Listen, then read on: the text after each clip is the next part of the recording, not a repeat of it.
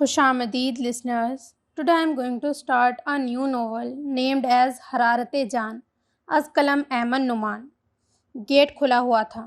وہ خود میں بڑی مشکل سے ہمت پیدا کرتی اندر داخل ہو گئی تھی. وہ یہ سب مجبوری کے تحت کر رہی تھی مگر پھر بھی اس کا دل بے چین و نادم تھا. قدم من بھر کے ہو رہے تھے. یہ تجربہ اس کے لیے نیا تھا. وہ کیا اس کے علاوہ کوئی بھی لڑکی اس کی جگہ پر ہوتی تو اتنی ہی بے حوصلہ اور خوفزدہ ہی ہوتی. وہ وہاں موجود سنگل صوفے پر ٹک گئی اور ارد گرد کا جائزہ لینے لگی تھی. یہ ایک اپارٹمنٹ تھا لیکن ایسا محسوس ہو رہا تھا جیسے کبھی کبھی ہی کوئی شاذ و نادر ہی ادھر آتا ہوگا. پورا اپارٹمنٹ گرد و دھول مٹی سے اٹا ہوا تھا. اس کی نفیس طبیعت پر گرا گزر رہا تھا. فرنیچر کے نام پر لاؤنج میں بس 2 ہی صوفے موجود تھے. باقی پورا ڈائننگ ایریا خالی تھا. لاؤنج سے ملاحقہ 2 دروازے تھے، شاید بیڈ روم کے تھے، لیکن وہ دونوں ہی دروازے بند تھے جبکہ کچن لاؤنج میں ہی بنایا گیا تھا. ایک سنک اور 2 اوپر کی طرف لگے کیبنٹ پہ مشتمل یہ کچن کسی بھی قسم کے برتن اور چولہے سے بے نیاز اس بات کی گواہی دے رہا تھا کہ اس کا شک 100% درست ہے. یہ اپارٹمنٹ کسی کے مکمل رہائش میں نہ تھا. وہ وحشت زدہ سی اٹھ کھڑی ہوئی تھی. لمحے بھر میں اس کی چھٹی حس نے کسی انہونی کا پتہ دیا تھا. عبایا جھاڑتی ہوئی وہ تیزی سے باہر کی طرف بڑھنے لگی. اسے فی الحال یہاں سے جانے میں ہی اپنی عافیت نظر آ رہی تھی، لیکن جانے کے بعد اس کے ساتھ کیا ہونا تھا یہ سوچ کر ہی وہ پل بھر میں لرز گئی. لیکن ادھر رہ کر جو ہوتا اس کے ساتھ یہ سوچ بھی اس کے لیے جسم کی روح فنا کر دینے کے مترادف تھی. وہ اپارٹمنٹ کا دروازہ عبور کر باہر نکلنے کو تھی، لیکن ادھر وہ قدم دروازے سے باہر نکالتی جب ہی نہ جانے کہاں سے وہ دروازے کے بیچوں بیچ دیوار بنا حائل ہو چکا تھا. سامنے موجود شخص کو دیکھ کر وہ بری طرح سے سہمی تھی. 2 قدم خود بخود پیچھے کھسکی تھی. ارے ارے بیبی، ابھی تو آئی ہو اور بغیر مجھے اپنا دیدار کا شرف بخشے کہاں چلی مائی ڈیئر وائف؟ میں تو تمہارے نوخیز حسن سے لطف اندوز ہونے کا پورا حق رکھتا ہوں. پلیز مجھ سے ایسی گفتگو نہ کریں. تو پھر کس سے کروں ایسی باتیں؟ ویسے تم میری ہو نہ جانے من، تو بیوی سے ہی کروں گا نا یہ باتیں. مانی خیزی سے اس کا عبایا میں ڈھانپا ہوا وجود دیکھ کر کمینگی و ڈھٹائی کی تمام حدود کو پار کر چکا تھا وہ شخص. میں آپ کی وائف نہیں منقوہ ہوں فی الحال. بہتر ہے کہ آپ مجھے وہ تصاویر جلد سے جلد دکھائیں جن کا آپ نے فون پر ذکر کیا تھا. وہ ہتھیلی پھیلا کر برہمی سے بولی تھی. مرد کا یہ کون سا روپ تھا؟ وہ چھوٹی سی لڑکی سہم ہی تو گئی تھی. میری کمسن کھلتی کلی، بھولی بیوی، میں قربان جاؤں تمہاری معصومیت پر. آپ کو سمجھ نہیں آ رہی ہے، مجھ سے دور رہیں. اور مجھے وہ تصویریں. وہ اس کے ہاتھ اپنے شانوں سے جھٹکتی ہوئی کچھ اور بھی فاصلے پر ہوئی تھی. او ہاں، وہ تصاویر تم خود ہی دیکھ لو اور یہ بھی دیکھ لینا کہ جو لباس تم نے زیبتن کیا ہے اس میں کوئی کمی بیشی تو نہیں ہے، ورنہ بعد میں تمہیں ہی شکوہ ہوگا جب سب کی نظروں سے گزریں گی وہ پکس. وہ برے طریقے سے الجھ گئی تھی. اس کے سامنے کبھی کسی نے اس طرح کے غلیظ لہجے میں بات نہیں کی تھی. باپ نے اس کو سختی سے رکھا تھا، ہمیشہ زمانے کی سرد و گرم سے بچانے کی مکمل کوشش کی تھی. مگر یہ کیا ہو رہا تھا اب اس کے ساتھ؟ میں نے کہا نا، میں ابھی آپ کی وائف نہیں ہوں. نہ چاہتے ہوئے بھی اس کا لہجہ بھرا گیا تھا. چلو مان لیا جانے من کہ تم میری منقوہ ہو. وہ اپنی سمجھ بوجھ کے مطابق ہی کہہ رہی تھی. جتنی اس کی عمر تھی اسی حساب سے تو وہ پھر بھی کافی حد تک سمجھداری سے کام لے رہی تھی. تو کیا منقوہ کو بیوی بننے میں بہت بڑی مشکل کا سامنا کرنا پڑتا ہے؟ وہ اس کی کم عقلی پر تمسخرانہ انداز میں دریافت کر رہا تھا. سامنے موجود شخص جو کہ اس کے شوہر کے رتبے پہ فائز تھا کہ چہرے پہ جھلکتی ہوئی خباثت کو دیکھ وہ لرز اٹھی تھی. وہ چھوٹی ضرور تھی، کم عمر تھی، زندگی کی بہت ساری حقیقتوں سے واقف نہ تھی، مگر ایک لڑکی ضرور تھی. خود پر پڑنے والی غلیظ نگاہوں کا مطلب کافی حد تک سمجھ چکی تھی. اس کو 2 دن سے ذہن پر زور ڈالنے کے باوجود یہ یاد نہیں پڑ رہا تھا کہ ان دونوں کے نکاح کے دن لی گئی تصویروں میں سے ایسی کون سی تصویر ہیں جو اس کے ماں باپ کی عزت پامال کرنے کا باعث بن سکتی تھی. زندگی بھی نہ جانے کیسے کیسے امتحان لینے پر بضد تھی. اس سے ابھی 3 ماہ پہلے ہی تو اس کا نکاح ہوا تھا اور یہ اس کے شوہر سے اس کی پہلی ملاقات تھی، اور ان 3 ماہ میں نکاح کے بعد مجھے جانا ہے واپس ابھی اور اسی وقت۔ تم جانا چاہتی ہو تو بے شک جاؤ، مگر تمہارے گھر پہنچنے سے پہلے تمہارے گھر کے دروازے پر یہ طلاق نامہ پہنچ چکا ہوگا، اور پھر ایک دفعہ یہ تو سوچو کہ تم سمیت تمہارے گھر والے کسی کو منہ دکھانے کے قابل نہیں رہیں گے۔ طلاق یافتہ بیٹی کہلانے کے بعد اس شخص کے الفاظ تھے یا بم کا گولہ وہ سہن چکی تھی۔ تمہارے دل کا مریض باپ کیا منہ دکھائے گا کسی کو بھی؟ جب اس چھوٹے سے محلے میں جان پہچان کے لوگوں سے ملے گا، اور تمہاری ماں وہ تو شاید اس خبر کو سن کر مر ہی جائے گی۔ ارے ہاں، آخر میں تمہاری بہن بھی تو ہے، وہ شاید اس کا تو اللہ ہی حافظ ہے، ہو سکتا ہے وہ باقی کی زندگی اپنے ماں باپ کی دہلیز پر ہمیشہ تمہاری وجہ سے لگنے والے دھبے کے باعث ایڑیاں رگڑ رگڑ کر بوڑھی ہو جائے۔ وہ صفاکی سے کہتا ہوا زبردستی اس کا بازو تھام کے اندر واپس لاؤنج میں لے آیا تھا۔ ہوشیاری سے اپارٹمنٹ کا دروازہ، جو کہ پورا چاک ہوا تھا، بوٹ کی نوک سے بند کرنا نہیں بھولا تھا وہ۔ دوسری طرف وہ تھی جو صرف آج اسی لیے یہاں موجود تھی کہ اس شخص جو کہ اس کے شوہر کے روپ میں بھیڑیا بنا ہوا تھا، اسے دھمکی ہی ایسی دی تھی کہ اس کو آتے ہی بنی، اور اب یہاں آ کے وہ سوچ رہی تھی کہ کم از کم ماں کو بتا ہی دیتی۔ کسی بغیر بتائے آنے کا نتیجہ اس کو سامنے نظر آ رہا تھا۔ اگر تم نہیں آئی مجھ سے ملنے تو تمہارے نکاح والی تصویروں میں کچھ ایسی تصویریں میرے پاس موجود ہیں جن میں تمہارے کپڑوں میں کچھ کمی دیکھی ہے میں نے، اور اگر تم آؤ مجھ سے ملنے تو میں وہ تصویر تمہارے حوالے کر دوں گا، اور نہ آنے کی صورت میں یا کسی کو بھی کچھ بھی بتانے کر آنے کی صورت میں اپنے انجام کی تم ذمہ دار ہو سکتی ہو۔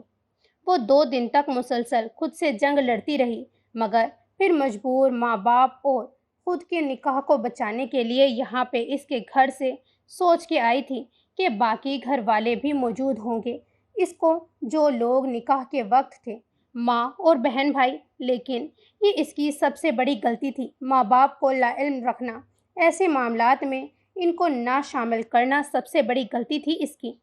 آپ کے پاس میری جو بھی تصویر ہیں مجھے براہ کرم واپس کر دیں، اس کے بعد میں یہ رشتہ خود ہی ختم کر دوں گی۔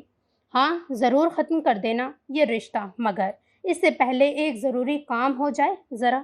وہ صوفے پر سے دھکا دے کر اس کو زمین پر گرا کے اس کے اوپر جھکا تھا۔ یہ سب کیا ہے؟ وہ بری طرح خود کو چھڑوانے کی کوشش کر رہی تھی۔ کچھ زیادہ نہیں ہے، بس کیا، چھوڑے مجھے۔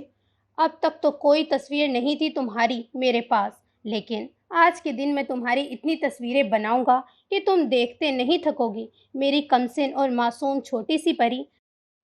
مطلب کیا آپ نے مجھ سے جھوٹ بولا تھا؟ بالکل اس وقت جھوٹ بولا تھا، مگر اب سچ کہہ کر اس جھوٹ کو حقیقت کا نام دے تو رہا ہوں۔ یہ آپ کیا کر رہے ہیں میرے ساتھ؟ کہا نا بیبی، اس وقت تو جھوٹ تھا، مگر اب سچ کر کے دکھاؤں گا۔ وہ اس کو گرا کے اس کے اوپر جھکا۔ سین چینج۔ سلا جلدی کرو بیٹا، تمہارے بھائی کو دیر ہو رہی ہے۔ جی امی، بس ابھی آئی۔ آج اس کا میٹرک کا آخری پیپر تھا۔ تیاری مکمل کرنے کے بعد وہ ریلیکس ہو کر تیاری کر رہی تھی جانے کی، جب امی کی چنگھاڑتی ہوئی آواز سن کے اس نے اپنی پشت پر بکھرے بالوں کو جلدی جلدی کنگھا کر کے چوٹی بنانے کی بجائے جوڑے کی شکل میں باندھ کے عبایا پہنا تھا اور اسکارف میں پن لگاتی باہر آ گئی تھی۔ امی، مجھے یہ نہیں کھانا۔ انڈا پراٹھا کیوں نہیں دیتی یہاں؟ دانی نے منہ بسورا تھا چائے پاپے کو دیکھ کر۔ دانی سلا سے 4 سال چھوٹا تھا اور اس سے بڑی سارا، اور سارا سے سال بھر بڑی سلا تھی۔ سارا بخار کے باعث آج گھر میں تھی اور سو رہی تھی، اور وہ دونوں جانے کی تیاری کر رہے تھے۔ کیا ہوا دانی، کھانا کیوں نہیں کھا رہے؟ وہ ماں کے چہرے پہ رقم بے بسی کو نوٹ کر چکی تھی۔ آپ یار، مجھے یہ پاپے نہیں کھانا، آپ کو پتہ ہے نا، انڈا پراٹھا مجھے اچھا لگتا ہے صبح ناشتے میں، ورنہ پھر اسکول میں بھوک لگتی ہے چائے پاپے کھا کے جاؤ تو۔ وہ روٹھا ہوا تھا۔ اچھا چلو آج کھا لو دانی، آج اصل میں امی کو دیر ہو گئی اٹھنے میں، اسی لیے چائے پاپے دے دیے ہیں، کل پکا تمہیں پراٹھا ضرور دوں گی۔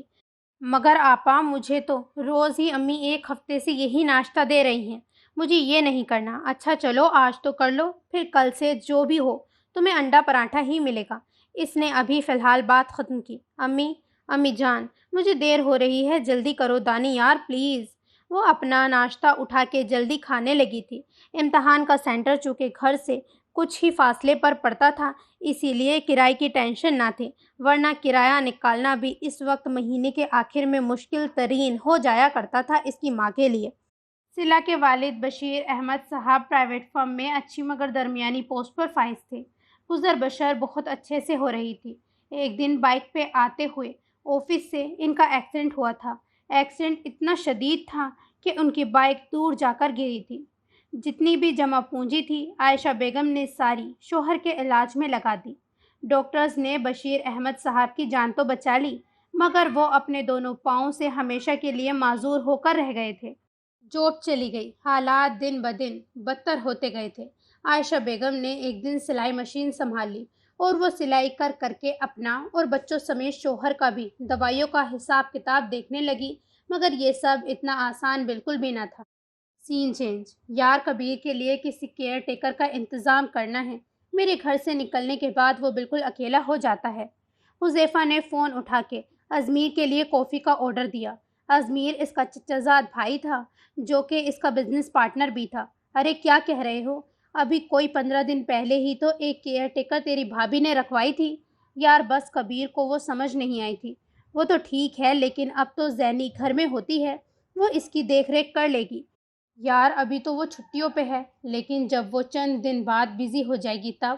حذیفہ پریشانی سے کہتا، اپنی چیئر سے اٹھ کر اضطرابی انداز میں پشت پہ ہاتھ باندھے چکر کاٹ رہا تھا۔ صحیح کہا ہے تم نے۔ اور حمزہ؟ ازمیر نے بھویں اچکائی تھی۔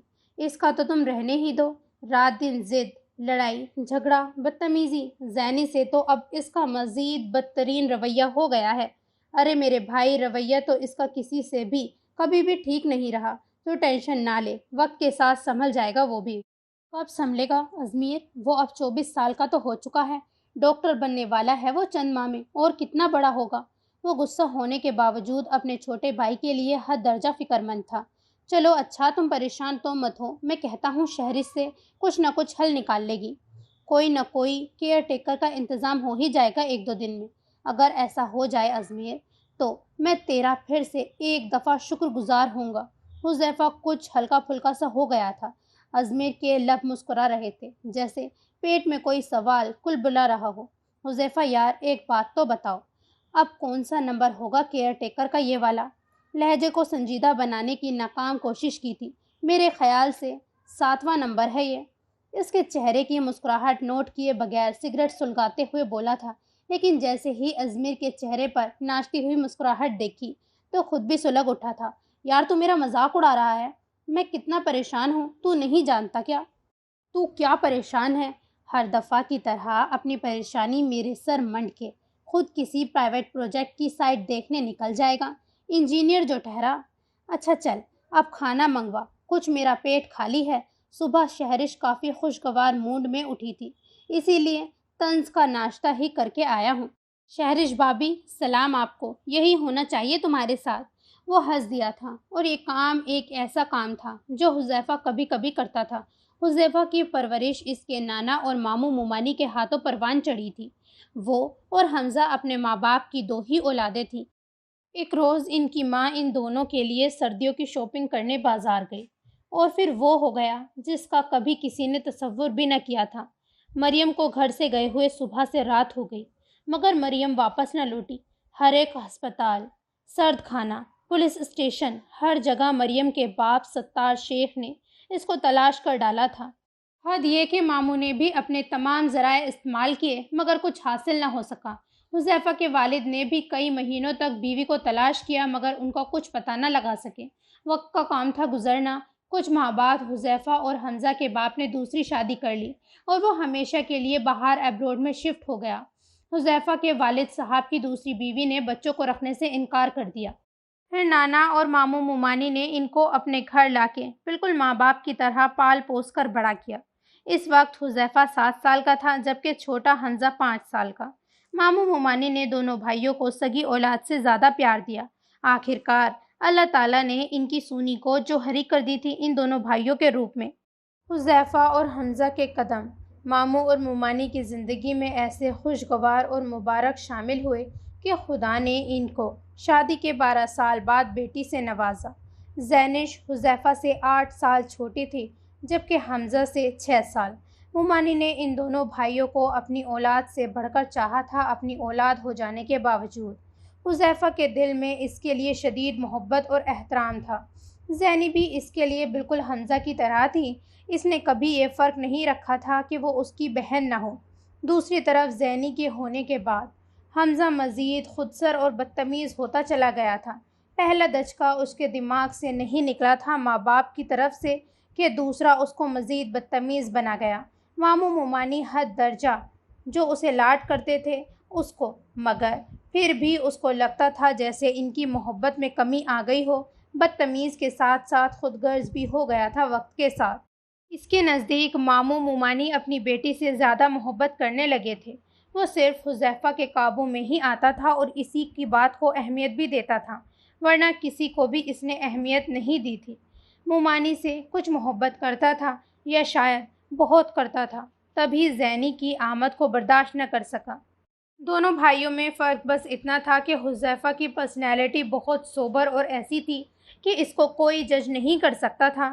خود میں سمٹی، فیملی کے لیے جان دینے والی، وہ انتہا سے زیادہ فیملی اورینٹڈ ثابت ہوا تھا، جبکہ دوسری طرف حمزہ تھا جو انتہا سے زیادہ منہ زور، بدتمیز، خود سر اور چڑچڑی فطرت کا مالک تھا۔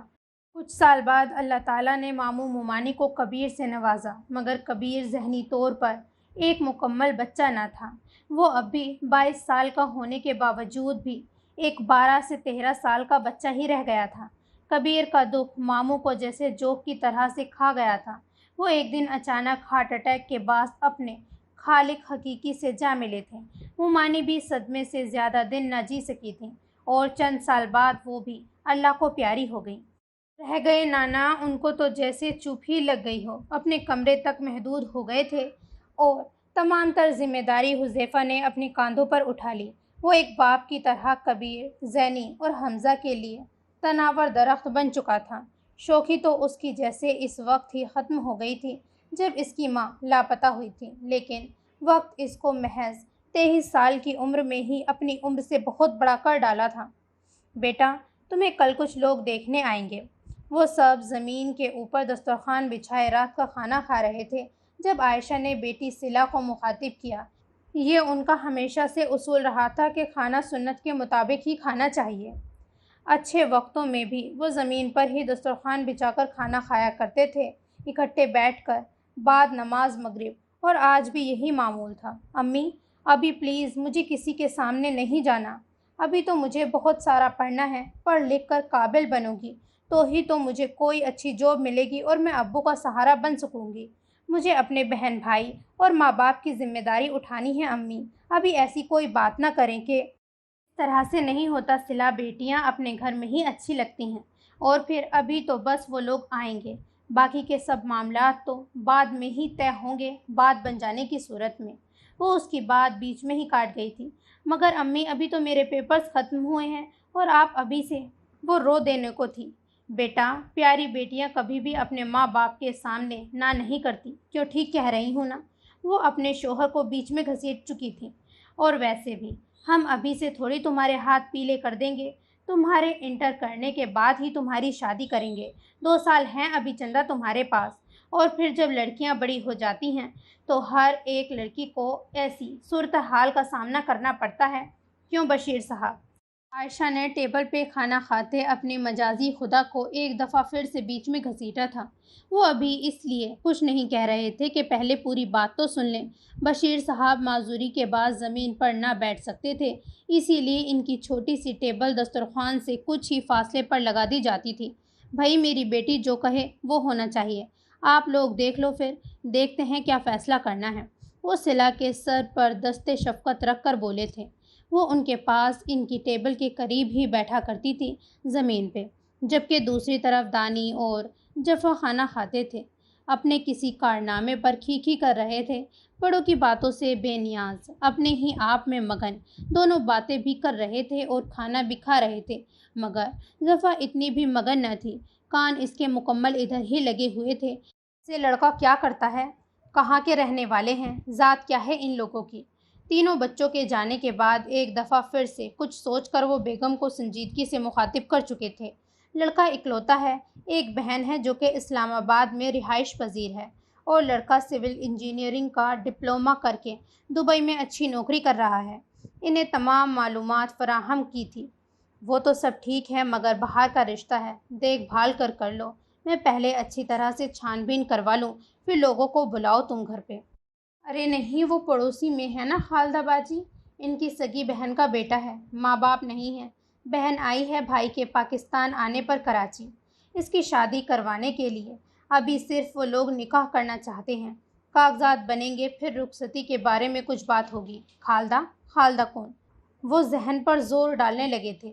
ارے وہی خالدہ جو ابھی 6 ماہ پہلے ہمارے سے 2 گھر فاصلے پر شفٹ ہوئی ہیں، اور ان کے بیٹے نے تمام معلومات حاصل کر لی ہے کامران کے بارے میں۔ دیکھ لو عائشہ، جلد بازی مت کرو، ایسا نہ ہو کہ کچھ غلط ہو جائے۔ وہ ابھی مطمئن نہیں ہوئے تھے۔ آپ بدفعلی تو نہ نکالیں، کیا وہ میری بیٹی نہیں ہے؟ میں اس کا برا چاہوں گی؟ کل دیکھ کے فیصلہ کر لیں گے۔ ویسے ان کو ہماری صلہ بہت پسند آ گئی ہے، اور پھر پہلا رشتہ ٹھکرانا بھی نہیں چاہیے۔ اللہ جنت الفردوس میں جگہ عطا فرمائے میری مرحوم ماں کو۔ وہ کہا کرتی تھیں کہ پہلا رشتہ اللہ کی رحمت ہوتا ہے، اور اس کو بغیر کسی وجہ کے ٹھکرانا ناشکری ہے۔ اس کہاوت کو اپنی حقیقی زندگی میں اپلائی مت کرو۔ وہ یہ سب نہیں مانتے تھے، وہ جو آج ہے بس اسی کے مطابق ہی جیا کرتے تھے۔ عائشہ اٹھ کھڑی ہوئیں۔ ان کے لیے یہی خوشی کافی تھی کہ اللہ نے ان کے گھر ایک اچھا رشتہ بھیجا تھا ان کی بیٹی کے لیے۔ خالدہ نے پہلے ہی بتا دیا تھا کہ لڑکے والوں نے کسی بھی قسم کا جہیز وغیرہ لینے سے انکار کر دیا۔ لڑکے کو یہ سب چیزیں پسند نہیں ہیں، وہ بس سیدھے سادے سادگی سے نکاح کرے گا اور رخصتی کروا کے چند لوگوں کی موجودگی میں لے جائے گا۔ سین چینج۔ زینش جلدی سے حمزہ کے کمرے کا دروازہ کھلا دیکھ کر اس کے بیڈ روم میں داخل ہوئی تھی۔ اس کے انداز میں چوری پکڑے جانے کا خوف واضح تھا۔ اوئے ہوئے، یہ تو گڈ ہو گیا۔ آج تو میں موصوف کی تمام فرینڈز کے بارے میں جان کر اس کی حذیفہ بائی سے ایسی کلاس لگواؤں گی کہ موصوف کی 7 پشتے بھی یاد کریں گی۔ ثبوت کے طور پر پکچرز بھی لوں گی۔ آج سارے اگلے پچھلے حساب برابر ہو جائیں گے حمزہ صاحب، آپ کے اور میرے۔ زینش اس کا لیپ ٹاپ کھلا دیکھ کر خوشی سے پھولے نہیں سما رہی تھی۔ آج کافی دن بعد اس کو یہ موقع ہاتھ لگا تھا۔ وہ لیپ ٹاپ کے سامنے بیٹھ کر جلدی اس میں ادھر ادھر فائلز میں گھس چکی تھی۔ دروازے کی طرف اس کی پشت تھی، اور یہی اس کی سب سے سنگین بھول تھی۔ میری جاسوسی اگر کر لی ہے تو میرا لیپ ٹاپ بند کر دو زینی، اور نکل جاؤ میرے کمرے سے۔ وہ اس کے سر پہ کھڑا خشمگین لہجے میں کہتا ہوا اپنا لیپ ٹاپ اٹھا چکا تھا۔ میں کیوں کروں گی آپ کی جاسوسی بھلا؟ وہ کون سا ڈرنے والوں میں سے تھی؟ حمزہ سے خود ہی پنگے لیتی تھی، اکثر جان بوجھ کے، تاکہ وہ غصے میں ہی صحیح مگر 2 گھڑی اسے مخاطب تو کرتا تھا، ورنہ تو وہ ہمیشہ ہی اس کو دیکھ کر بری بری شکلیں بناتا تھا۔ حد تو یہ تھی کہ چہرے نقوش میں بھی تیکھا پن سما لیتا تھا۔ وہ اس کے اس طرح سے بے دردی سے اگنور کرنے پر کلس کے رہ جاتی تھی۔ تو پھر کیا میرے لیپ ٹاپ میں کھانا بنانے کی ریسیپی دیکھنے کا شوق چڑھ آیا ہے تم کو؟ ہاں، بالکل ٹھیک کہا ہے آپ نے۔ میں کھانا بنانے کی ریسیپی تو دیکھ رہی تھی، تاکہ بعد میں آپ کے لیے مزے کے کھانے بنا سکوں۔ وہ اپنی ٹون میں واپس آ چکی تھی۔ اٹلا کر شوخی سے کہتی ہوئی وہ اٹھ کھڑی ہوئی، اور اپنا ایک شانہ حمزہ کے شانے سے ٹکرایا تھا۔ انداز میں لاپرواہی تھی۔ واٹ دی ہیل، اپنی حد میں رہا کرو، یہ کیا بےہودگی ہے؟ وہ غصے میں آیا تھا۔ اس کو نفرت تھی زینش کی حد سے زیادہ بولڈنس سے۔ یہ بےہودگی نہیں ہے، اپنائیت ہے۔ اور ہاں، یاد آیا، اس کو محبت بھی کہتے ہیں کچھ لوگ۔ ڈھٹائی سے جواب حاضر تھا۔ شرم نہ لحاظ کچھ بھی نہیں ہے تمہارے اندر۔ حمزہ نے بری طرح سے لتاڑا تھا اس کو۔ جان، جس نے کی شرم، اس کے پھوٹے کرم۔ اسی لیے شرم کو آنے سے پہلے ہی میرے پاس میں نے اس کو ٹاٹا بائی بائی کہہ دیا ہے۔ دفع ہو جاؤ میرے کمرے سے زینی، کہیں ایسا نہ ہو کہ میں کچھ ایسا ویسا کر گزروں، میرے صبر کا پیمانہ لبریز نہ ہو جائے تمہاری ان خرافات کی وجہ سے۔ اف، ایک تو آپ کا یہ زینی کہنا مجھے رات بھر سونے نہیں دیتا۔ اب میرا کیا قصور ہے اس میں؟ حمزہ بتائیں نا۔ بس بہت ہوا، جسٹ گیٹ لوس زینی رائٹ ناؤ۔ اسٹوپیڈیٹی کی بھی کوئی حد ہوتی ہے۔ ہائے، تو آج ہو ہی جائے نا آپ کے صبر کا پیمانہ لبریز۔ ہم بھی تو دیکھتے ہیں کتنے ڈیشنگ لگتے ہیں آپ۔ وہ ٹھنڈی آہیں بھر رہی تھی، لیکن حمزہ بھڑک اٹھا تھا۔ اس کی کلائی کو ایک دم سے اپنی گرفت میں لے کر اس کی کمر پر لے جا کے انتہائی کرخت لہجے میں گویا ہوا تھا، تم جیسی لڑکی میرے معیار پہ پورا نہیں اترتی۔ تم اگر آخری لڑکی بھی ہوگی تب بھی میں تم سے شادی نہیں کروں گا۔ وہ اس افتاد پر اس کے قریب ہوئی تھی۔ کلائی پر دباؤ بڑھنے سے اب تکلیف میں شدت آ چکی تھی، مگر پھر بھی لبوں پہ مسکراہٹ رقصہ تھی اس کے۔ ہائے، آج میری کلائی سے مجھے جلن ہو رہی ہے۔ کیا قسمت ہے میری کلائی کی جو آپ کے خوبصورت ہاتھ میں قید ہے۔ مجھے بھی قید کر لینا، اپنا بنا کے پنجرے میں بند کر دے، میں کچھ نہیں کہوں گی۔ تمہیں اپنا بنانے کی مجھے نہ خواہش ہے اور نہ ہی ضرورت ہے۔ ہاں، پنجرے کی بات ہے تو چڑیا گھر خالی کروا کے اس میں ایک بڑا سا پنجرا تمہارے لیے بنوا سکتا ہوں۔ واہ واہ، شاہ جہاں نے تو اپنی محبوبہ کی عشق میں مقبرہ بنوایا تھا اور آپ میرے لیے پنجرا بنوا رہے ہیں۔ وہ چڑیا گھر میں امیزنگ، یہ ہوئی نا بات ہیرو والی۔ ویسے حمزہ، آج بتا ہی دیں کہ محبت کرتے ہیں نا آپ مجھ سے۔ آج وہ دل کی بات دلیری سے زبان پہ لے ہی آئی تھی۔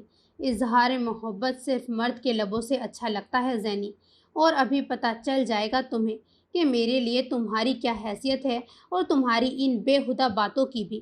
وہ اس کی کلائی بے دردی سے تھام کے گھسیٹنے کے انداز میں اس کو کمرے سے باہر لا کے ایک دم سامنے کھڑا کر کے دروازے کے بیچوں بیچ میں خود کھڑا ہو گیا تھا۔ یہ ہے تمہاری حیثیت میرے لیے، اور آئندہ میرے سامنے مت آنا۔ یہ کہہ کر اس نے اس کے منہ پر دروازہ بند کر ڈالا تھا۔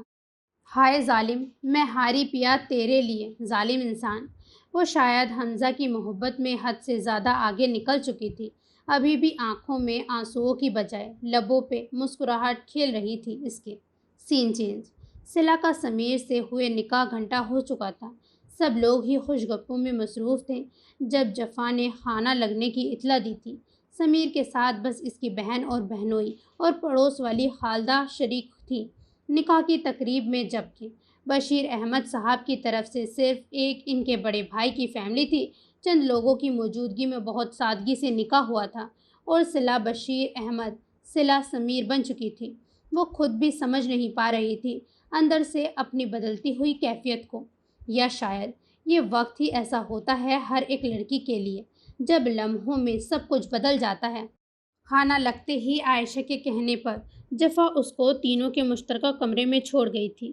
صلہ کافی دیر تک جفا کے جانے کے بعد خود کو ہلکے گلابی رنگ کے جوڑے میں میک اپ کے نام پہ کاجل اور لبوں پہ ہلکی سی گلابی رنگ کی لپ گلوس لگائے دیکھ رہی تھی۔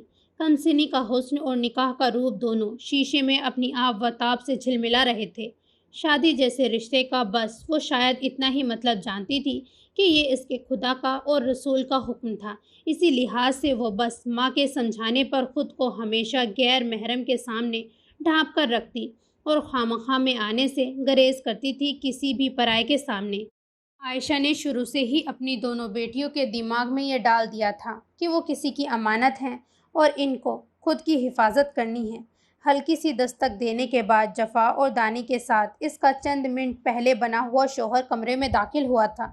لبوں پہ ہلکی سی مسکراہٹ لیے، چہرے پہ شوخی سجائے، سمیر اس کی طرف بڑھتے ہوئے مکمل جائزہ بھی لے رہا تھا اب اپنی منقوہہ کا۔ صلہ نے دوپٹہ مزید پیشانی پر گرایا۔ وہ تو شکر تھا دونوں بہن بھائی بھی ساتھ ہی کمرے میں آ گئے تھے سمیر کے، عائشہ کے حکم پر، ورنہ وہ تو جیسے بے ہوش ہی ہو جاتی تنہا سمیر کو اپنے کمرے میں موجود پا کر۔ ویسے مجھے آپ سے ملنے کا بہت شوق تو نہیں کہہ سکتے ہیں، ہاں اپنی بیوی سے ملنے کے لیے بے قراری بہت تھی، یقین جانیے بہت مشکل سے اجازت ملی ہے، لیکن میرا مقصد آپ کو پریشان کرنے کا نہیں ہے۔ وہ خاموش ہی رہی، محض گردن ہلا کر ہوں ہاں ہی کی تھی۔ نہ جانے کیوں وہ سمیر کی موجودگی میں کچھ عجیب سا محسوس کر رہی تھی۔ عجیب سی گھٹن ہونے لگی تھی اس کو اپنے کمرے میں ٹھنڈک کے باوجود بھی۔ یہ شاید یہ نئے رشتے کا اعزاز تھا کہ وہ فطری جھجک کی وجہ سے سر اسمیہ سی ہو رہی تھی۔ مس، میں بس آپ کے ساتھ کچھ تصاویر لینا چاہتا ہوں۔ وہ کیا ہے کہ جب بھی آپ کی صورت دیار غیر میں دیکھنے کا دل چاہے تو فوراً دیکھ سکوں۔ موبائل فون وغیرہ تو آپ کی امی نے بتایا ہے کہ آپ کے پاس ہے ہی نہیں سرے سے، لیکن لینڈ لائن پر میں آپ سے بات چیت ضرور کرتا رہوں گا۔ جی اچھا، بہتر آپ امی ابو سے پوچھ لیں، جیسا ان کو مناسب لگے۔ چلیں ٹھیک ہے، مگر تصویر تو آپ اور میری میں اس وقت لوں گا ہی، کیونکہ اتنا تو میرا حق بنتا ہے۔ سمیر کے لہجے میں جذبات کی مٹھاس بول رہی تھی، بہت پیاری لگ رہی تھی۔ وہ کچھ پرسکون ہوئی۔ سمیر کا پولائٹ اور انڈرسٹینڈنگ انداز اس کو کافی حد تک ہلکا پھلکا کر گیا تھا۔ کافی ساری تصاویر اس نے اپنے موبائل سے جفا سے کلک کرائی تھیں۔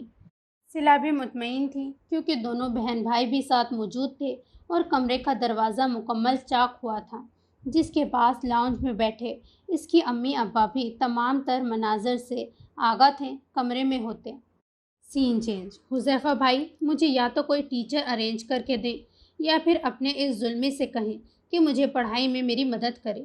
وہ اس کے حمزہ کو ظلمی کہنے پر بے ساختہ مسکرا دیا تھا۔ جب ان دونوں کا کوئی عظیم مارکا ہوتا تو وہ حمزہ کو ایسے ہی القابات سے نوازا کرتی تھی۔ خیریت تو ہے نا زینی بچے؟ یہ آج پھر پانی پت کی جنگ لڑ کے آئی ہو؟ وہ ابھی گھر آ کر بس فریش ہو کے واپس لیونگ روم میں آیا تھا جب زینش اس کے لیے چائے بنا لائی تھی۔ چہرے کے تاثرات خاصے بگڑے ہوئے ہونے کے ساتھ ساتھ رو دینے والے بھی بنائے گئے تھے، جس سے آج بہت بڑا ستم ٹوٹ پڑا تھا اس پر۔ سمجھ تو وہ چکا تھا کہ یہ مطالعہ تب تک ابر آلود ہی رہے گا جب تک وہ اپنے عزیز از جان ہلاکو خان بھائی کو اچھی خاصی توازہ نہیں کر دیتا۔ وہ اب چائے کی چسکیاں لیتا ہوا بغور اس کے چہرے کو دیکھ رہا تھا۔ بھائی، میرا لیپ ٹاپ نہیں چل رہا تھا اور مجھے بہت ضروری ریسرچ کرنا تھی، تو میں ظلمی کے پاس گئی سمجھنے کے لیے، مگر وہ کافی دیر انتظار کے باوجود بھی نہ آئے تھے، تو میں ان کا لیپ ٹاپ یوز کرنے لگ گئی۔ کیونکہ میڈیکل کی سیم فیلڈ ہی ہے ہماری، بس 2 سال مجھ سے سینئر ہے، مگر لگتا ہے خود کو ابھی سے دنیا کا جانا مانا ڈاکٹر سمجھنے لگے ہیں۔ وہ نون اسٹاپ کہتی اپنا کام کر گئی تھی بڑی معصومیت سے، کیونکہ اب تو اس کو پورا یقین تھا کہ اس ظالم عرف ظلمی کی ٹھیک ٹھاک عزت افزائی ہوگی۔ پھر کیا ہوا زینی؟ کہیں اس نے تم سے بدتمیزی تو نہیں کی کسی بھی قسم کی؟ حذیفہ کی تیوریاں چڑھ گئی تھیں۔ پل بھر میں حمزہ کے خطرناک حد تک خود سری اور سرد مہری سے وہ اچھی طرح سے واقف تھا۔ نہیں چاہتا تھا کہ اس کے بھائی کی وجہ سے کسی بھی قسم کی تکلیف ان دونوں بچوں کو پہنچے جن کے سروں پہ ماں باپ کا سایہ نہیں رہا تھا۔ وہ ماموں مومانی کی مخلص و بے لوث محبتوں کا قرض دار تھا۔ محسن تھے اس کے ماموں مومانی ان دونوں بھائیوں کے، بھلا پھر کیسے وہ ان کی محبتوں کو جان سے زیادہ نہ چاہتا۔ ان دونوں کے والدین کے انتقال کے دن سے وہ خود کو کبیر اور زینش سمیت حمزہ کو بھی ایک باپ کی طرح سے دیکھنے لگا تھا۔ جتنا سنجیدہ وہ باہر ہی دنیا میں نظر آتا تھا، اتنا ہی نرم و خوشگوار مونڈ میں وہ اپنے گھر کے تمام فرقین کے ساتھ رہا کرتا تھا۔ وہ شاید ان میں سے ہو چکا تھا جو اپنی فیملی کے لیے جان دینے سے بھی دریغ نہیں کرتے۔ اور پھر بھائی ظلمی نے مجھے خوب ڈانٹا اور میری کلائی کو اتنی زور سے دبوچا کہ میرے ہاتھ سے درد ہی نہیں جا رہا ہے۔ بند کرو یہ بکواس اپنی، زینی بہت ہو گیا اب۔ وہ حذیفہ کی گاڑی کو اپنے ٹیرس کی کھڑکی سے باہر کھڑا دیکھ کے نیچے آنے کے لیے بیڈ روم سے باہر نکلا تھا جب اس کو اوپر سے ہی زینی کی آواز سنائی دے گئی تھی۔ جینا چونکہ لیونگ ایریا میں ہی بڑی خوبصورتی سے نکالا گیا تھا، درمیانی سیڑھیوں پر رک کے پہلے حمزہ نے اپنی خطا جان لینا ضروری سمجھا، کیونکہ زینی اس کے نزدیک ایک ایسی لڑکی تھی جو صرف اس کو نیچا دکھانا چاہتی تھی، اس کو اپنے بھائی کے سامنے شرمندہ کرنے پر کمر کس چکی تھی۔ شدید ترین نفرت تھی اس کو زینی سے، اور شاید اس سب کی وجہ خود زینی ہی تھی۔ اس کی محبت نہیں بلکہ عشق میں اس قدر آگے نکل آئی تھی کہ اس کی توجہ حاصل کرنے کے لیے ہر وہ کام بغیر سوچے سمجھے کر جاتی تھی جس کے بعد حمزہ کی نفرت میں مزید اضافہ ہی ہونا تھا۔ لیکن زینی کے ساتھ ساتھ وہ بھی غلط تھا، بچپن سے ہی خود اس سے خدا واسطے کا بیر باندھ لیا تھا۔ بھائی، آپ کی لاڈلی بہنا میری جاسوسی کرنے کے لیے میرے بیڈ روم میں سے برآمد ہوئی تھی اور میرے لیپ ٹاپ میں سے مواد اکٹھا کرنا چاہ رہی تھی آپ سے میری تذلیل کروانے کا۔ وہ خفت سے سرخ ہو رہا تھا زینی کی کلائی پکڑنے والی بات سے حذیفہ کے سامنے کہہ دینے پر، مگر جیسے ہی زینی کو جج کر دینے والی مسکراہٹ لبوں پہ سجائے دیکھا لمحوں میں، تو وہ جیسے غصے سے ہتے سے ہی اکھڑ گیا تھا۔ وہ ابھی زینش کی طبیعت ہرن کرنے کے لیے لواح کر ہی رہا تھا جب وہ ایک دفعہ پھر ظلم کی داستاں حذیفہ کے سامنے الاپنا شروع ہو چکی تھی۔ देखे भाई कैसे आपके सामने मुझे डांट रहे हैं, और आपके पीछे तो इन्होंने हद ही कर दी थी। वो और भी शेर हुई। मासूम सी सूरत बनाए हुज़ैफ़ा के बराबर में थ्री सीटर सोफे पे ही टिक गई थी। इसके बाजू के हाले में भी जगह बना चुकी थी वो जल्दी से। खामोश हो जाओ हमज़ा, बहुत सुन ली है मैंने तुम्हारी। मेरी नरमी का तुम नाजायज़ फ़ायदा मत उठाओ, समझे? बंद करो ये अपनी खुदसरी और मुँहज़ोरी। भाई आप हमेशा ऐसा ही करते हैं, मुझे तो लगता है जैसे मैं आपका सगा हूँ ही नहीं। हमज़ा बुरी तरह से आग के दहकते शोलों की जद में आ चुका था, मगर सामने बैठा हुज़ैफ़ा रूप व दबदबे समेत गुस्से में इससे 10 कदम आगे था। तुम मेरे सगे हो, तभी अब तक मेरे कहर से महफूज हो। तुम्हारी जगह कोई और होता तो अब तक आधा ज़मीन के अंदर होता। बाकी तुम बहुत ज़्यादा अपने आप को खुद को समझदार और बड़ा समझते ही हो। हुज़ैफ़ा 2 मिनट रुका था, मगर फिर दोबारा कुछ याद आने पर इसकी त्योरी चढ़ चुकी थी। और ये क्या तुमने मेरा कमरा लगा रखा है? वो कमरा जितना तुम्हारा है इतना ही मेरी बहन का भी है, समझे? भाई आप मुझसे बिल्कुल मोहब्बत नहीं करते, आज मुझे यकीन आ गया है इस हकीकत पे। और मेरा कमरा सिर्फ मेरा है, इसको तो अब मैं अपने कमरे तो क्या, खुद की परछाई तक इसकी रसाई हासिल नहीं होने दूंगा। तुम मुझे मजबूर मत करो हमज़ा कि मैं वक्त से पहले कोई ख़ास कदम उठा लूँ। और हाँ, बस अब रोज़ रात खाने के बाद तुम इसको पढ़ाओगे, समझ लो, वरना मेरी नाराज़गी को तुम्हारे लिए बर्दाश्त करना नामुमकिन हो जाएगा। खाना लगाओ ज़ैनी बच्चे, मैं कबीर को लेकर आ रहा हूँ। लोन में से अब तक इसके दोस्त भी जा चुके होंगे, और हाँ, बल्कि हम सब ही आ रहे हैं। वो इस पर दसदीदा नज़र डालता हुआ चबा चबा के बोला था, ताकि हमज़ा मज़ीद कोई बदतमीज़ी ना करे और शराफत से खाने के टेबल पे अपनी तशरीफ़ का टोकरा उठा लाए। जबकि हुज़ैफ़ा की पुश्त पे खड़ी ज़ैनिश इसको विक्ट्री का निशाना बनाने के बाद फ्लाइंग किस भेजती, भरपूर अंदाज में पेट्रोल छिड़क के आग दहकाने का काम कर चुकी थी। वो इसकी चालाकी प्लस झिटाई पे बस पेच व ताप खा के रह गया था। फ़िलहाल कुछ भी कहना अपने भाई से खुद ही मज़ीद शामत बुलवाने के मुतरादिफ था, मगर हिसाब बराबर करने का वो पूरा इरादा कर चुका था। भाईजान, इसकी घर के अंदरूनी व्हील चेयर इधर है, मैं लेकर आता हूँ इसको। हमज़ा ने किचन में जाती हुई ज़ैनिश पे एक कहर आलूद नज़र दौड़ाने के बाद हुज़ैफ़ा को मनाने के लिए कहा था, रहने दो, मैं इसको गोद में लेकर आता हूँ। वो इसके नर्म पड़ने पे खुद भी ठंडा हो गया था, मगर भाई वो जिस्मानी तौर पे तो 22 साल का ही है ना। आप कैसे इसको उठाएंगे? जैसे हमेशा गोद में समा लेता हूँ वैसे। वो बगैर पलटे कहता दरवाजे के बाहर लॉन की तरफ चला गया था। Next scene. अगले कुछ दिन बाद बशीर अहमद साहब के साबका ऑफिस के दोस्त तैमूर साहब इनसे मिलने के लिए इनके घर आए थे। सब कैसे हैं तुम्हारे घर में तैमूर? मेरे घर में सब ठीक हैं, खुदा का बहुत करम है। लेकिन तुम ये बताओ कि तुम्हारे दिल का मर्ज़ अब कैसा है? कैसा होगा तैमूर, बस करम है खुदा का, सांसें चल रही हैं। मतलब तुमने इलाज नहीं करवाया है अब तक? शुरू में 1-2 दफ़ा गया था, मगर फिर पैर ही नहीं रहा। एक माजूरी ने कमर तोड़ दी है। सारी जिम्मेदारी आयशा बेगम के ऊपर ही आ गई है। अपने प्यारे दोस्त के सामने उन्होंने शायद इतने अरसे में पहली दफ़ा किसी से अपना दिल हल्का किया था। फिर कैसे सब कुछ गुज़र बशर हो रहा है बशीर? वो फ़िक्रमंद हो गए थे। बस यही परेशानी है, बेटी का निकाह कर दिया है, इसकी अब रुखसती की फ़िक्र लाहक हो गई है। कहने को तो लड़के वालों ने जहेज़ से मना कर दिया है, मगर यार मेरी बेटी क्या खाली हाथ ससुराल रुखसत होगी? बस यही कुछ परेशानियां हैं। ऊपर से पहले एक वॉल बंद था और अब दूसरा भी हो चुका है। एक डॉक्टर के पास गया था, इसका कहना है कि जल्द अज जल्द एंजियोग्राफी ना हुई तो तीसरा वॉल भी बंद हो सकता है। परेशानी की तो बात है, मगर अल्लाह बड़ा रहम वाला है मेरे भाई, सब रास्ते खुल जाएंगे। हाँ, बस वो ही सहारा है हमारा। तो मेरे पास एक हल है, तुम्हारे कुछ मसले कम हो जाएंगे। कैसा हल है तैमूर, मुझे भी बताओ जल्दी। मैं जिस दफ्तर में अब काम करता हूँ वहाँ मेरी बहुत अच्छी सलाम दुआ होने के साथ साथ पोस्ट भी बहुत अच्छी है। मैं इधर का मैनेजर हूँ, वो ठहर के बोले थे।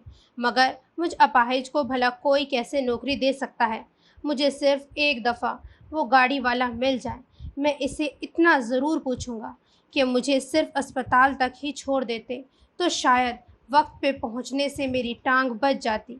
ज़िंदगी में अगर कभी वो मुझसे टकराया तो मैं इसको बताऊंगा कि मैं इसको कभी माफ़ नहीं करूंगा। अरे तुम नौकरी नहीं कर सकते हो तो क्या हुआ? तुम्हारी बेटी सिला तो अब इस काबिल है ना। बड़ी अजीब बात की है तुमने तैमूर। सिला ने अभी मैट्रिक के पेपर्स ही दिए हैं। मैंने अभी तो तुम्हें बताया है ना कि मैं ऑफिस का मैनेजर हूँ, और फिर वैसे भी हमारे ऑफिस में रिसेप्शनिस्ट की जगह 2 दिन पहले ही खाली हुई है। मगर वो तो काम नहीं जानती है ना रिसेप्शनिस्ट का। तुम क्या बोलना चलना फिरना माँ के पेट से सीख के आए थे? नहीं ना, तो फिर वो भी सीख जाएगी। सबसे बड़ी बात, इसका ताया तैमूर भी तो इसकी पूरी मदद करेगा ना। तुम बस कल इसको मेरे ड्राइवर के साथ सुबह को भेज देना, बाकी मैं सब संभाल लूँगा। नहीं रुको, पहले इसकी माँ से तो मशवरा कर लूँ, फिर फ़ोन करके बताऊँगा। उन्होंने हामी ना भरी थी, क्योंकि आयशा की फितरत से वो बहुत अच्छी तरह से आगाह थे। वो कभी भी सिला को ऑफिस में काम करने की इजाज़त नहीं देती, इस बात का उनको पूरा यकीन था।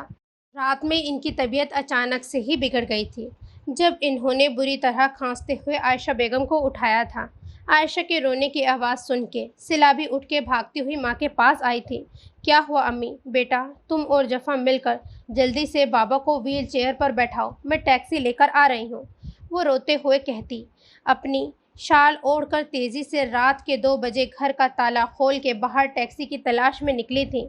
इन तीनों बहन भाइयों ने बड़ी मुश्किल से बाप को व्हील चेयर पर बैठाया और घर के मेन गेट पे माँ का इंतज़ार करने लगे थे। तीनों बहन भाई ज़ारो कतार रो रहे थे। कुछ देर बाद आयशा काली टैक्सी लेकर पहुँच चुकी थी। ड्राइवर की मदद से बशीर साहब को टैक्सी में बैठाया था। अम्मी, हम भी चलेंगे? सिला ने लबों को बेदर्दी से कुचलते हुए माँ से पूछा था। हाँ चलो, वो कहती हुई अंदर से अपना पर्स और घर को ताला लगा के जल्दी से टैक्सी में बैठ के अस्पताल के लिए रवाना हो चुके थे।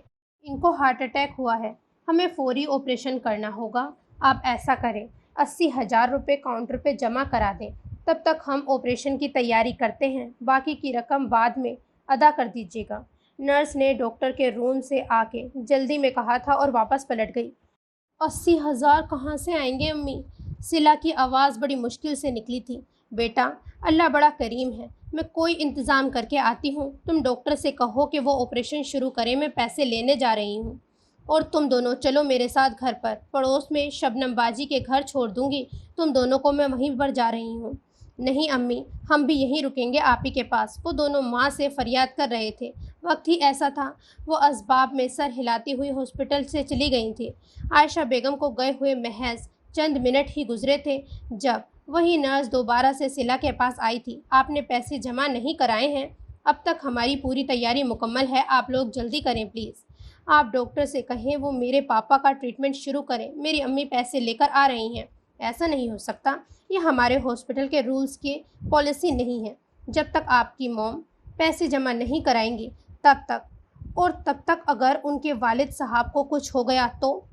वो रोते हुए चौंक के पलटी थी, भारी गंभीर आवाज़ पे, जो कि इससे कुछ फासले पर मौजूद शख्स की थी। 6 फुट 2 इंच कद के मालिक इस अजनबी शख्स को इसको गर्दन ऊंचा करके देखना पड़ रहा था। वो उसके कंधे तक बमुश्किल ही पहुंच रही थी। सर जी, आप कौन हैं इनके? और आप प्लीज़ अपना काम करें और हमें हमारा करने दें। मैं अपना काम ही कर रहा हूँ, आपकी तरह एक इंसान को तड़पता हुआ नहीं छोड़ सकता।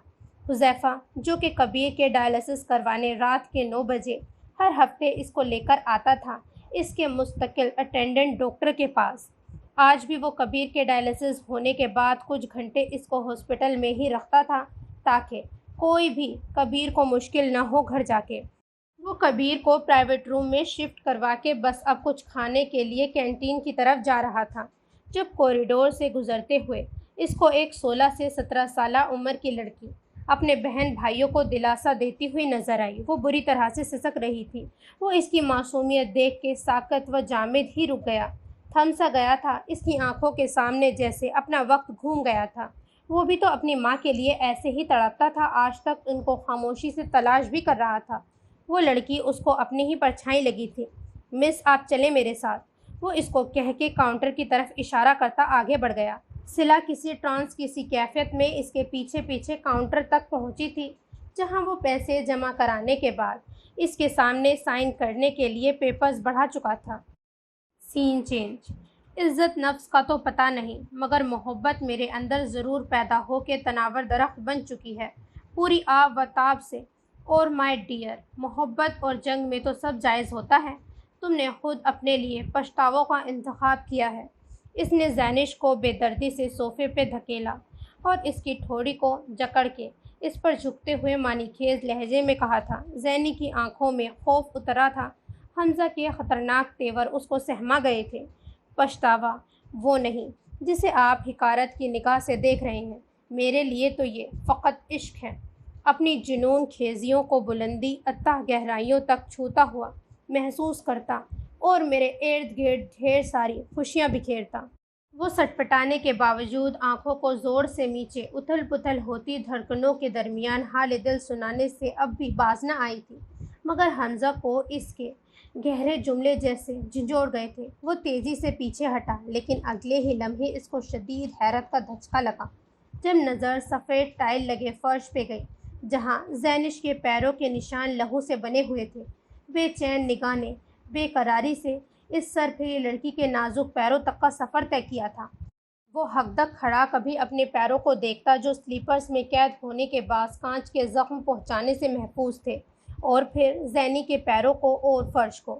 یہ کیا کر لیا ہے تم نے اپنے ساتھ احمق لڑکی؟ وحشت زدہ سی آواز حمزہ کے لبوں سے نکلی تھی جو زینش کو اندر تک پرسکون کر گئی۔ زینی کے لیے یہی خیال فرحت بخشتا تھا کہ اس کا اکھڑ مزاج محبوب اس کے پیروں سے رستے لہو کو دیکھ کر مضطرب تھا، اس کی تکلیف محسوس کر رہا تھا۔ محبت تم کو بھی ہے ہم سے بے پناہ میرے صنم، مگر انا کی تھپکی کے آگے محبت بے خبر سی گہری نیند سو رہی ہے تمہاری۔ زینی کے لب بہت دھیرے سے پھڑ پھڑا کے خاموش ہو گئے تھے۔ وہ صرف ابھی ان لمحات میں جینا چاہتی تھی۔ حمزہ تیزی سے زینی کو صوفے سے اٹھا کے اپنے بازوؤں میں بھر کے لمبے لمبے ڈگ بھرتا ہوا اپنے بیڈ روم کے اندر پہنچا تھا، جبکہ زینی نے بڑے اطمینان کا مظاہرہ کرتے ہوئے دونوں ہاتھ بڑے اشتیاق سے حمزہ کی گردن کے گرد باندھ لیے تھے۔ زخم اتنے گہرے آئے ہیں، کیا ضرورت ہے تمہیں ایسے کام سر انجام دینے کی؟ کیوں خود کو تکلیف دیتی ہو زینی ہر بار؟ حمزہ کا لہجہ کافی حد تک نرم پڑ چکا تھا۔ غصے کی جگہ اب پریشانی و فکر مندی نے لے لی تھی۔ وہ سنگ دل ضرور تھا، مگر تھا تو انسان ہی نہ، سینے میں نرم و نازک دل رکھنے والا حساس انسان۔ یہ زخم تھوڑی ہیں۔ وہ بیڈ کراؤن سے ٹیک لگائے زیر لب مسکرائی تھی اور حمزہ کی پیشانی پہ بکھرے بالوں کو بکھیرتی ہوئی آنکھوں میں اس کو قید کر رہی تھی، جبکہ حمزہ مگن سا لب بھیجے پیروں میں سے کانچ کے ذروں کو ٹویزر کی مدد سے نکالنے کی کوشش کر رہا تھا۔ کئی دفعہ تو کانچ نکالتے وقت حمزہ کے خود کے چہرے کے تاثرات میں درد گھل جاتا تھا، جیسے زینش کی بجائے درد اس کو ہو رہا تھا۔ پھر کیا ہے یہ تمہارے نزدیک؟ ایک ذرا بڑا کانچ کا ٹکڑا نکالنے سے پہلے اسے زینی کا ذہن بانٹنا چاہا تھا تاکہ درد کی شدت کچھ ماند پڑ جائے۔ میرے نزدیک حمزہ، یہ زخم تمہاری محبت کی پہلی پھوار ہے جو مجھ پہ لمحہ بہ لمحہ تمہاری توجہ کی صورت میں مجھے نم کر رہی ہے۔ نادانی ہے تمہاری زینی کہ میں تم پہ محبت نچھاور کر رہا ہوں اپنی۔ محض ہمدردی کو تم کیسے کم عقلی و نافہم کا مظاہرہ کرتے ہوئے چاہت کا نام دے سکتی ہو؟ ایڑی سے کانچ کافی تیزی سے نکالا گیا تھا۔ تکلیف کی شدت سے وہ پہلی دفعہ سسک اٹھی تھی، یا پھر حمزہ کی زبان سے نکلے نوکیلے تیر کا درد تھا۔ تم چھوڑ دو یہ سب اونچے طریقے آزمانا مجھے متوجہ کرنے کے لیے، کیونکہ تم جیسی بولڈ لڑکی میری لائف پارٹنر نہیں ہو سکتی۔ سین چینج۔ معاف کیجیے گا مس، میں تو بس۔ حذیفہ خود کو لمحوں میں واپس اپنے کھول میں قید کرتا ہوا ہچکچاتے ہوئے ایک دم سیدھا ہوا۔ البتہ دوپٹہ پیشانی پہ ڈھانپنا نہیں بھولا تھا اس پری پہ کر کے۔ آپ بہت خراب ہیں۔ آنسوؤں کا گولہ اس کے حلق میں جا پھنسا تھا۔ میں تو بس آپ کا دوپٹہ۔ وہ اس کی آبشار جیسی پلکوں پہ چمکتے موتی دیکھ شدید خود پہ نادم ہوا تھا، مگر سامنے موجود ہستی اس بات سے ہی انکاری تھی کہ مقابل پشیمان ہے اپنی بے اختیاری کے بعد۔ حذیفہ نے یہ سب جان کر ہرگز نہ کیا تھا۔ وہ تو خود صنف نازک سے دور بھاگنے والوں میں سے تھا، مگر صلہ نے کہیں نہ کہیں اس کو متوجہ کر ڈالا تھا، یا پھر اس کی معصومیت نے شاید۔ وہ لمبا چوڑا مرد بے بس محسوس کرتا تھا خود کو اس بے زر سی لڑکی کے آگے۔ جو بے بس ہوتے ہیں نا انسان تو انسان، زندگی بھی ان کے ساتھ اتنی سختی سے پیش آتی ہے صاحب۔ وہ بے دردی سے اپنے آنسوؤں کو پونچھتے ہوئے شدید مایوس لہجے میں گویا ہوئی تھی۔ آپ غلط سمجھ رہی ہیں، میں تو بس آپ کے سر پر دوپٹہ برابر کر رہا تھا، میرا ارادہ آپ کو ہرگز بھی۔ ادھوری بات کہہ کر وہ لب بھیج گیا تھا۔ اس سے آگے کچھ بھی کہنا حذیفہ کو کچھ عجیب ہی محسوس ہوا تھا، اسی لیے چپی سادھ لی تھی۔ تاہم وہ صلہ سے ہرگز اتنی گہری بات کی توقع نہیں کرتا تھا۔ کتنا غلط سمجھ بیٹھی تھی وہ اس کو، لیکن اس میں قصور اس کا بھی نہ تھا۔ وقت اور حالات انسان کو بہت کچھ سکھا دیتے ہیں، بالکل اس کی خود کی ذات کی طرح۔ ہاتھ میرے بھی ہیں، میں اپنے سر کی زینت اور تن کی غیرت کی خود بہت بہتر حفاظت کر سکتی ہوں۔ کچھ وقت درکار رہے گا بس مجھے، لیکن میں آپ کے پیسے بہت جلد لوٹا دوں گی۔ یہ میں نے آپ سے کہا تھا پہلے بھی، اور میں وعدہ خلافی کرنے والوں میں سے ہرگز بھی نہیں ہوں۔ براہ کرم مجھ سے دور رہیں۔ میں کہہ رہا ہوں نا آپ کو غلط فہمی ہوئی ہے۔ صلہ کو آپے سے باہر ہوتا دیکھ وہ دبے دبے غصے میں اپنے ارد گرد نظر گھما کر گویا ہوا تھا۔ وہ تو شکر تھا صبح ہونے کی وجہ سے رش نہ تھا، کوریڈور میں اور ریسیپشنسٹ بھی جا چکی تھی۔ غلط فہمی مجھے نہیں بلکہ آپ کو خوش فہمی بہت ہے، یا پھر آپ ہم غریبوں کی مجبوریوں سے فائدہ اٹھانے کے قائل ہیں۔ تسکین ملتی ہے آپ جیسے لوگوں کو یہ گھٹیا ترین اور اونچی قسم کی حرکت و سکنات سر انجام دیتے ہوئے۔ وہ ہکا بکا چاروں شانے چت کڑا خود پہ برستی ہوئی الزامات کی بارش کو خاصی خندہ پیشانی سے سینے پہ ہاتھ باندھے ایک وہ اوپر کو اچکائے بڑی توجہ سے سن رہا تھا، اور دل ہی دل میں طے کر چکا تھا آج کے بعد کسی بھی لڑکی کا دوپٹہ تو کیا، کچھ بھی ڈھلک یا گر جائے، لیکن وہ اپنی خدمات ہرگز بھی پیش نہیں کرے گا۔ کسی زام میں مت رہیے گا مسٹر، میں آپ کی عنایت کا جواب آپ کے طریقے سے دوں گی، جس طرح آپ چاہ رہے ہیں مجھ سے کہ میں بک جاؤں گی آپ کو، تو یہ آپ کی سوچ ہے۔ لا حول ولا قوت۔ بے ساختہ اس کے لب پھڑپھڑائے تھے، اور لبوں پہ بڑی دلچسپ مسکراہٹ لمحے بھر کے لیے کھلی تھی حذیفہ کے لبوں پہ، اور وہ بڑی صفائی سے اس کو چھپا گیا تھا۔ لا حول ولا قوت کے ساتھ استغفار بھی پڑھ لیں، ویسے بھی آپ کو استغفار پڑھنے کی اشد ضرورت ہے۔ گناہ کی پوٹلی آپ کے سر کے بالوں تک مکمل بھر چکی ہوگی اب تک۔ ایک اور الزام۔ مس، میں کہہ چکا ہوں، آپ سے پہلے بھی اور اب بھی کہہ رہا ہوں کہ آپ مجھے بالکل غلط سمجھ رہی ہیں۔ حذیفہ اس کی الزام تراشیوں پہ بھوچکا ہی تو رہ گیا تھا۔ آنکھوں میں کچھ دیر قبل صلہ کے لیے نرم تاثرات میں اب سرد مہری ابھر آئی تھی، جو صلہ کو اس کی آنکھوں کے ذریعے خود میں اترتی ہوئی محسوس ہوئی تھی۔ وہ پل میں سہمی تھی، مگر اپنے تاثرات چھپانے میں شاید بہت ماہر ہو چکی تھی۔ اس کی گہری بولتی نظروں سے نگاہ چراتے ہوئے وہ اب بھی حذیفہ کو خود اعتمادی کا جھنڈا بلند کرتی ہوئی محسوس ہوئی تھی، اور پھر یہی پلس پوائنٹ حذیفہ کو اس کی طرف مزید راغب کر گیا تھا، کیونکہ اس کے نزدیک ایک لڑکی کو اتنا خود پہ بھروسہ ہونا چاہیے کہ وہ اپنے زور بازو مشکلات و کڑے وقت میں خود کو ہر قسم کی آزمائش سے نکالنے کا ہنر رکھے۔ جیسے جیسے وہ صلہ کو سمجھ رہا تھا، ویسے ویسے اس کو اندازہ ہو رہا تھا کہ وہ سمجھدار ہونے کے ساتھ ساتھ اپنی عمر سے پہلے ہی کافی بڑی ہو چکی ہے۔ آپ کی رقم آپ کو بہت جلد مل جائے گی، ایک دفعہ پھر کہہ رہی ہوں یہی، اور میں وعدہ خلافی کرنے والوں میں سے ہرگز نہیں ہوں۔ برائے کرم میری زبان پر اعتبار کریں اور مجھ سے بے تکلف ہونے کی قطعاً کوشش نہ کریں، اور میں آپ کو بالکل ٹھیک سمجھی ہوں۔ اب آپ مہربانی کریں اور اپنا مجھے ایڈریس یا کانٹیکٹ نمبر دے دیں تاکہ میں ہر ماہ آپ کا قرض آپ کے پاس پہنچا سکوں۔ صلہ نے اپنے تائیں بات کو لپیٹ کر جلد از جلد اس شخص کی نظروں سے آزادی چاہ رہی تھی۔ اس کی بولتی نگاہیں اس کو عجیب الجھن و بے چینی میں گرفتار کر رہی تھیں۔ عائشہ کی بات اس کے کانوں میں بار بار گردش کر رہی تھی۔ بیٹا، نامحرم کبھی بھی آپ سے مخلص نہیں ہو سکتا، چاہے وہ آپ سے لاکھ دعوے کرے یا قسمیں کھائے۔ اس کی نیت اور اس کے دل کا حال صرف خدا ہی جان سکتا ہے۔ ماں کی کہی بات جیسے اس کے دل میں ہمیشہ کے لیے محفوظ ہو گئی تھی۔ یہ لے میرا کانٹیکٹ نمبر، میں آپ سے ہر ماہ لازمی کچھ نہ کچھ رقم وصول کروں گا، اور جیسا کہ آپ مجھے پہچان ہی چکی ہیں تو سن لیجئے اپنے کانوں کو کھول کر کہ اگر اس ماہ کے آخر میں مجھے میری رقم میں سے کچھ رقم نہ ملی تو آپ آگے خود سمجھدار ہیں۔ وہ ٹیشو پیپر جیب سے نکال کے اس پر اپنا کانٹیکٹ نمبر لکھ کر اس کی جانب بڑھاتے ہوئے آنکھوں میں نہ جانے کیا تلاش کر رہا تھا۔ सिला की, लेकिन इसको ऐसा महसूस हुआ जैसे वो उसकी आंखों में रची बेबसी को पढ़कर दिल ही दिल में मजाक उड़ा रहा हो, इसका मुस्कुरा रहा हो जैसे।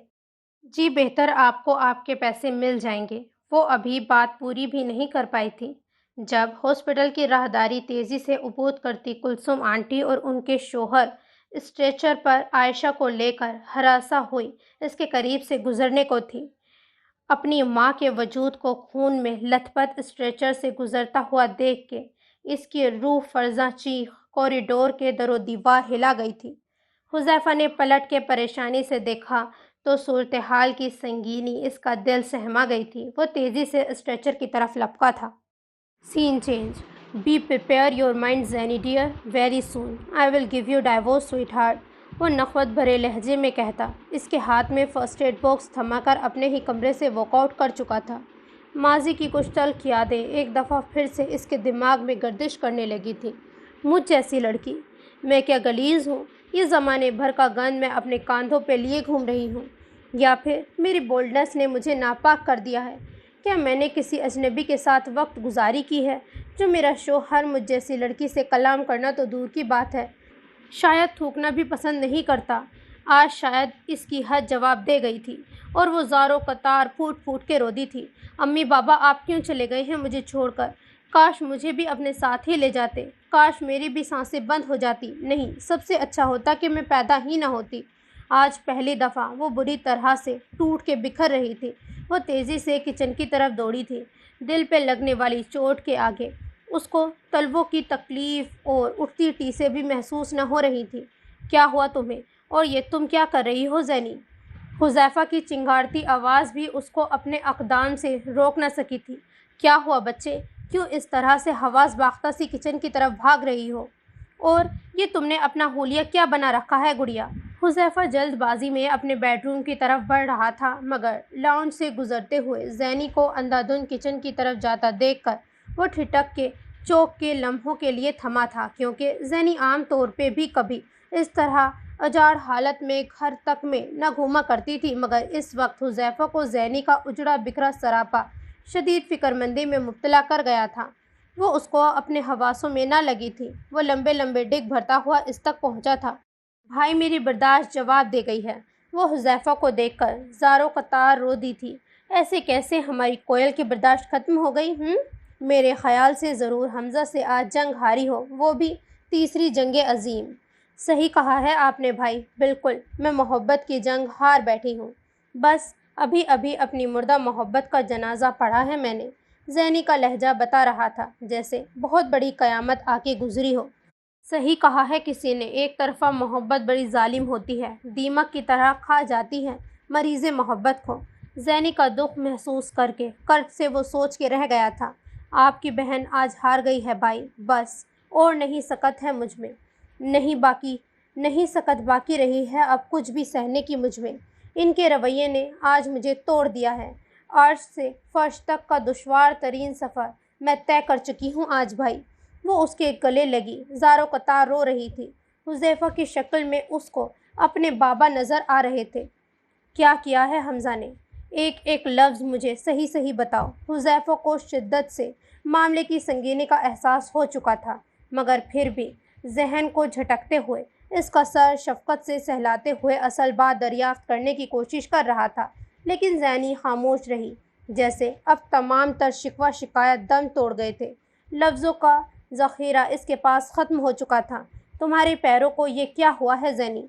अब बस मुझे इतना बताओ, क्या इस सब के पीछे भी हमज़ा का हाथ है? इसने तुम्हें तकलीफ़ पहुंचाई है? बोलो बच्चे, डरो नहीं, मैं तुम्हारा बाप भाई सब कुछ हूँ। क्या है हकीकत गुड़िया? मेरी हकीकत? वो जैसे अपने हवासों में ही न रही थी। बात का रुख वो कहाँ से कहाँ मोड़ गई थी। मैं आपको अपनी हकीकत बताती हूँ। मैं एक बद किरदार और आवारा लड़की हूँ। वो मुझे सख्त नापसंद करते हैं, नफ़रत है उनको मुझ जैसी खुद एतमाद लड़कियों से भाई। ये सब कुछ तुमसे हमज़ा ने कहा है ना? आज इसकी अकल ठिकाने लगाता हूँ। बहुत ऊंची उड़ानें उड़ रहा है ना वो, खुद को हमारा बाप समझने लगा है।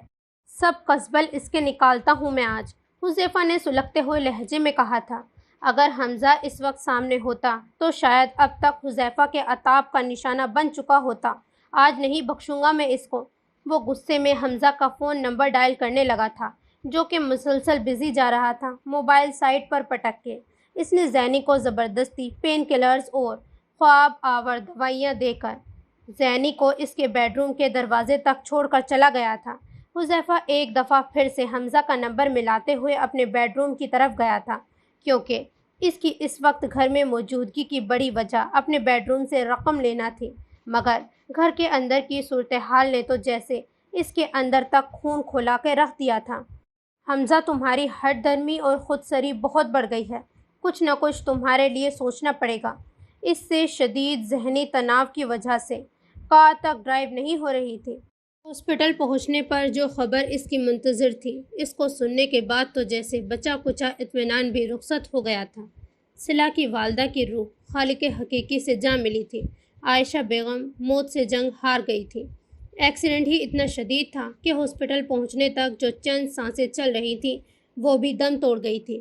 عائشہ بیگم جب اپنے پڑوسی کے گھر سے باہر نکلی تھیں، کچھ رقم پڑوس سے ادھار لے کے اسی وقت فجر کی اذانیں ہو رہی تھیں۔ پریشانی میں وہ پیچھے آتی گاڑی نہ دیکھ سکی تھی اور دھند بھی آج روز کے معمول سے کافی زیادہ تھی، بس ناگہانی آفت کا شکار ہو گئی تھی۔ کچھ دیر بعد جب پڑوس کے لوگوں نے ان کو دیکھا خون میں لت پت تو ان کو لے کر ہاسپٹل جا پہنچے، مگر خدا کے فیصلوں کے آگے بھلا کب کسی کی چلی ہے۔ اب کوئی فائدہ نہ رہا تھا رقم جمع کروانے کا۔ حذیفہ کا دل دکھ سے بھر گیا تھا، لمحوں میں سب کچھ ختم ہو گیا تھا۔ سامنے صلہ اپنے دونوں بہن بھائیوں کو سینے سے لگائے چپ کی چادر اوڑھے کھڑی تھی، جیسے ضبط کی کڑی منزلیں طے کر رہی ہو، پھر بھی خود کو مضبوط ظاہر کرنا نہیں بھولی تھی۔ حذیفہ اسے دنگ سا دیکھے چلے جا رہا تھا۔ So this is the end of this episode. I hope کہ آپ کو اسٹارٹنگ پسند آئی ہوگی۔ Don't forget to like, subscribe and comment. خدا حافظ۔